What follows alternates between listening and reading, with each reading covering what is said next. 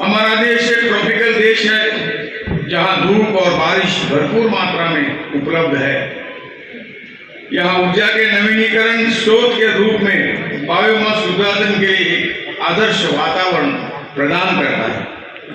इस ऊर्जा को कम समय में प्राप्त कर इसके प्रयोग हेतु जारी किया जा सकता है, जिससे बायोमास एक नवीकरणीय ऊर्जा स्रोत बन जाता है। हमारी विशाल कृषि क्षमता हमारी ऊर्जा आवश्यकताओं के एक बड़े हिस्से के उसको पूरा करने के साथ साथ विशाल कृषि अवशेष भी उत्पन्न करती है।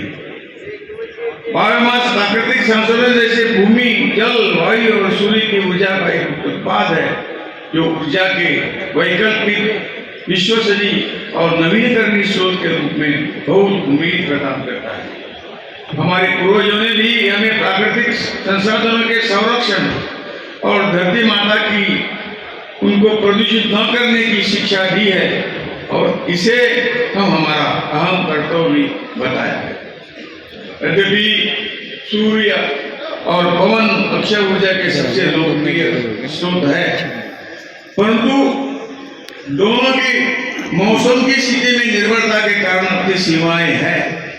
ऊर्जा के स्वच्छ और हरित रूप के बायोमास ऊर्जा फसल, भोजन, लकड़ी और पशु अपशिष्ट का उपयोग करके इस वेस्ट धन में बदल करने में मदद करता है। बायोमास ऊर्जा उत्पादन के माध्यम से किसानों की आय में वृद्धि करके अन्नदाताओं को ऊर्जादाताओं में बदलकर अपनी आजीविका विकास और समृद्धि के सुधार प्रदान करता है। वर्तमान में भारत प्रतिवर्ष लगभग 990 मिलियन टन कृषि बायोमास का उत्पादन करता है, जो कि चीन के बाद दूसरे स्थान पर है।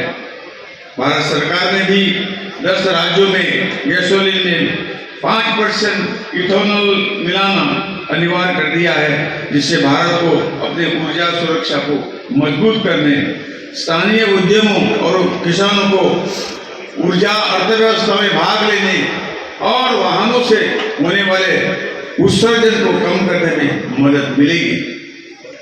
उत्तर प्रदेश प्रचुर मात्रा में ऊर्जा संसाधनों से भरपूर है और स्वच्छ ऊर्जा उत्पादन में अग्रणी रहा है।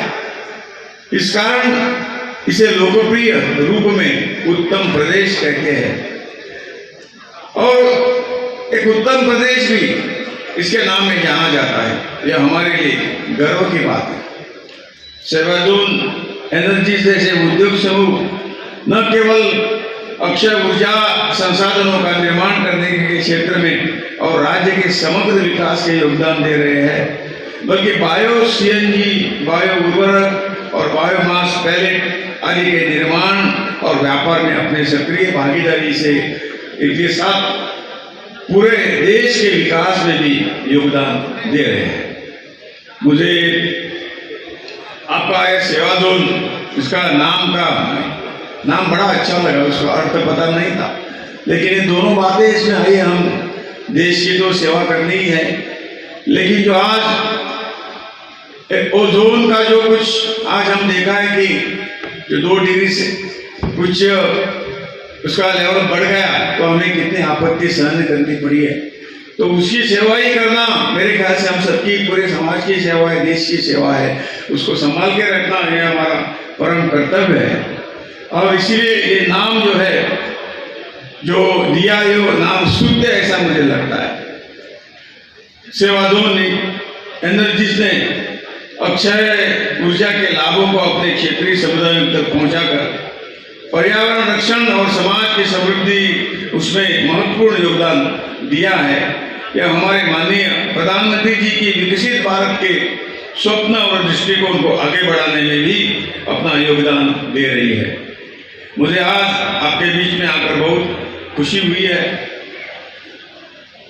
और मैं राष्ट्र और धरती माता के प्रति आपके असीम योगदान के लिए आपको बधाई भी देता हूँ।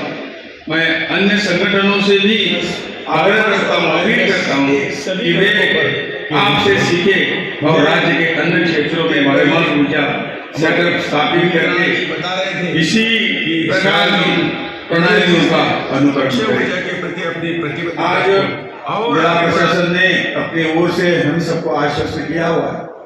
इस तरह के प्रोजेक्ट जो है और लगनी चाहिए। उत्तर प्रदेश बड़ा प्रदेश है और उत्तर प्रदेश में हिम्मत है, ताकत है। वो ऐसे कितने एक बार थाम लिया तो ऐसे कितने भी प्रोजेक्ट कर सकते हैं। जब केंद्र सरकार का और प्रशासन राज्य सरकार के प्रशासन का जब सपोर्ट मिलता है तो निश्चित तौर से मुझे आशा है कि इसी तरह के प्रोजेक्ट यहाँ हो जाएंगे। और जो कुछ सेवा जो हम कहते हैं सेवादल एनर्जी जैसी संगठन आज खड़ी हुई है, उनके साथ साथ हम सब मिलकर और इस प्रोजेक्ट को बढ़ाएं ताकि हम आने वाली पीढ़ी को एक अच्छा हम एक वातावरण पैदा कर सकें।